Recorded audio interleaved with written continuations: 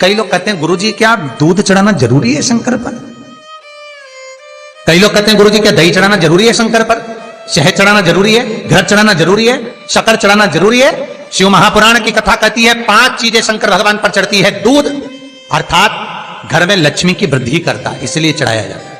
दही शंकर भगवान पर इसलिए चढ़ाते हैं क्योंकि यह परिवार को जोड़ता है। जिसके परिवार में क्लेश ज्यादा होता है, जिसके परिवार में आपस में तकरार ज्यादा होता है, उसको दही जोड़ता है। शहद घर में चिड़चिड़ प्रवृत्ति को समाप्त करता है। घी रोग को समाप्त करता है। शक्कर मिष्ठान घर में यदि लक्ष्मी आकर जा रही हो तो मिष्ठान समर्पित किया जाता है। इसलिए पंचामृत स्नान का भाव शिव महापुराण कहते हैं। पंचामृत स्नान का भगवान इसलिए 5 चीजें शंकर को समर्पित हैं। दूध, दही, घृत, शहद, शक्कर अर्थात मिष्ठान। शक्कर से मूलतः यहां शिव महापुराण में शक्कर नहीं लिखी है, मिष्ठान। अब लोग शक्कर पीस कर अभिषेक करते हैं, परंतु मिष्ठान अर्थात गाय के दूध से निर्मित कोई मिठाई और उस मिठाई से भगवान शंकर का अभिषेक। अब लोग भले शक्कर रखने लगे शंकर जी के अभिषेक में, पर यहां शक्कर नहीं लिखा है, यहां मिष्ठान।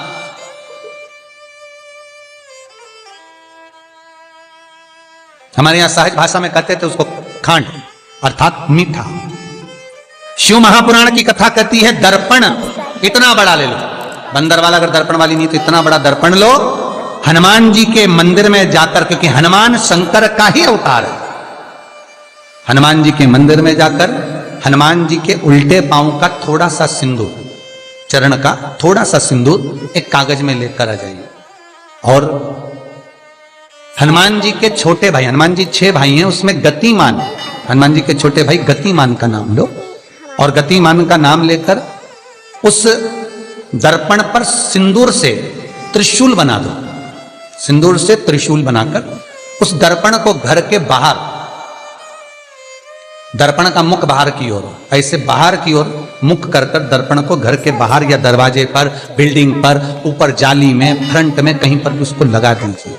महाराज केवल शंकर का स्मरण कर कर, गतिमान का नाम लेकर, हनुमान के उल्टे पांव का सिंदूर का त्रिशूल बनाकर जो दर्पण को लगा देता है, आपको 1 महीने के अंदर अंतर मालूम पड़ जाएगा कि पिछले जो महीने निकले हैं उस महीने का अंदाजा लगाना कि घर में लोग कितने बीमार पड़ते थे और इस दर्पण को लगाने के बाद बीमारी कम हुई कि नहीं हो कम तो ठंडा कर देना, क्या जा रहा है, पर करके जरूर देखना। विश्वास रखकर करोगे, भगवान शिव का अनुमोदन कर कर, भगवान शंकर पर विश्वास रखकर करोगे तो बीमारी घेर नहीं सकती।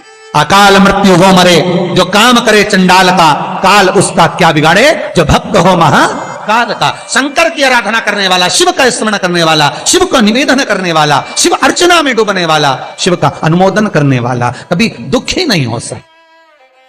तो शिव महापुराण की कथा कहती है शंकर को जितना जल प्रिय नहीं, शंकर को जितना बेल प्रिय नहीं, शंकर को जितना शमी प्रिय नहीं, शंकर को जितना दूध दही प्रिय नहीं, शंकर को अगर कुछ प्रिय है तो सत्य प्रिय है। सत्यम शिवम सुंदर। इसीलिए हमारे यहां शास्त्र कहता है ब्रह्मा जी केतकी के फूल को लेकर आए, उसने झूठ बोला। ब्रह्मा जी गाय को लेकर आए, शंकर भगवान के सम्मुख में झूठ बोला। ब्रह्मा स्वयं झूठ बोले तो सिर कटा। कर्मनाशा नदी प्रकट हुई। और शिव महापुराण की कथा कहती है शंकर को सत्य प्रिय है अगर झूठ बोला है। इसीलिए शिव महापुराण का स्पष्टीकरण किया जाए, वर्णन किया जाए तो पहले के समय में अदालत नहीं होती थी, पहले के समय में पंचायत नहीं हो सकती थी, पहले के समय में कोई सभाएं नहीं होती थी, पहले के समय में कोई निर्णायक मंडल नहीं होता था, पहले के समय में केवल एक निर्णय होता था। गांव के लोग ले जाकर शंकर के मंदिर में खड़ा कर देते थे और कहते थे उठा गंगा जली, और कहते तूने ऐसा नहीं किया। गंगा जली उठाकर कह दे कि तूने ऐसा नहीं करा। क्यों गंगा जली उठवाते थे? क्योंकि लोगों ने शिव महापुराण सुन रखी थी।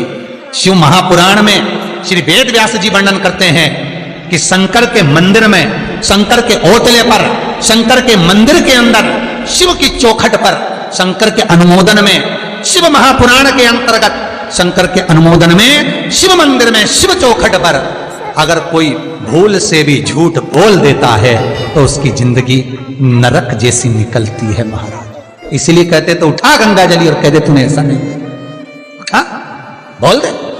आपके भी जीवन में अगर किसी को कष्ट है, फिर निवेदन करूंगा, मंदिर में अगरबत्ती भले मत लगाओ, मंदिर में दीप भले मत जलाओ, मंदिर में पेड़ा भले मत चढ़ाओ।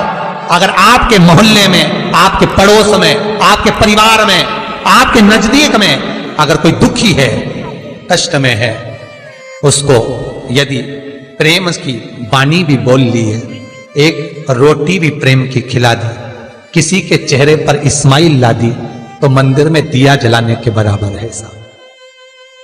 मंदिर में दीप जलाने के लिए सब्सक्राइब करें हमारा चैनल। बेलपत्र भगवान माता पार्वती के अश्रु से है, रुद्राक्ष भगवान शंकर के अश्रु से है, शमी पत्र उमा और महेश्वर भगवान शंकर के विग्रह के सुख से जो जल प्रकट हुआ है, उस जल से शमी की उत्पत्ति है महाराज। दोनों के मिलन से, दोनों के मिलन से।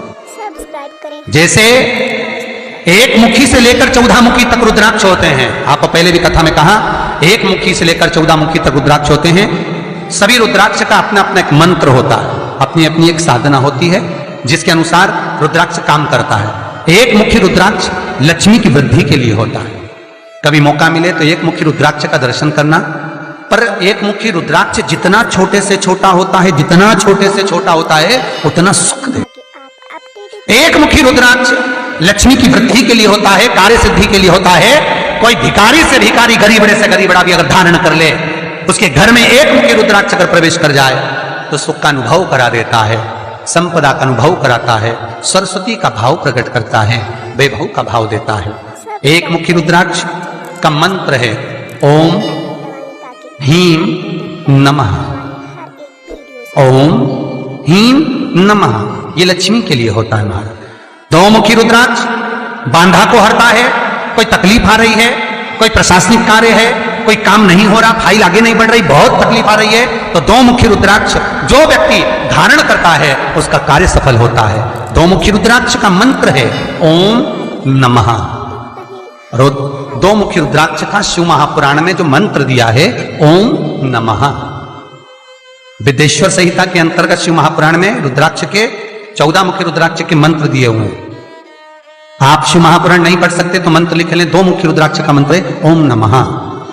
3 मुखी रुद्राक्ष विद्या प्राप्ति के लिए होता है।